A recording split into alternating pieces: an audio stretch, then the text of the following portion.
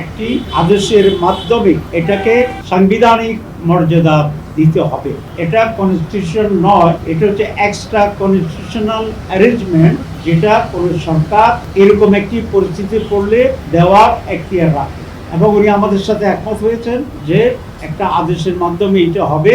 কারো কারো কাছে এটা কেউ বলছেন অধ্যাদেশ দেওয়ার জন্য, অধ্যাদেশ খুব দুর্বল, অধ্যাদেশে এগুলার সাংবিধানিক মর্যাদায় যাওয়ার মতো স্ট্রেংথ অধ্যাদেশে নেই। কিন্তু আদেশ ইজ ইকুইভ্যালেন্ট টু সাংবিধানিক পরিবর্তন, পাওয়ার এবং অথরিটির দিক থেকে।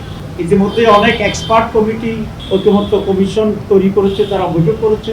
আমরা আমাদের এক্সপার্ট কমিটির সাথে বসেছি, আমাদের এক্সপার্ট কমিটি আবার ঐকমত্য কমিশনের এক্সপার্ট কমিটির সাথে বসছে, এখনো সেই বসা অব্যাহত আছে। এবং সকলেই এই পরামর্শ দিয়েছেন যে একটি আদেশের মাধ্যমেই এটাকে বৈধতা দিতে হবে। বাছাইকৃত কাঁচামাল ও স্বয়ংক্রিয় ইউরোপিয়ান মেশিনে তৈরি হয় all time honeycomb, all time healthy life. আর সেই আদেশের উপরেই গণভোট হবে। আমরা এটা ক্লিয়ারলি বলে আসছি, উনি আমাদের কথায় কনভিন্সড হয়েছেন বলে আমাদের মনে হয়। আমরা আশা করছি সেদিকে যাব।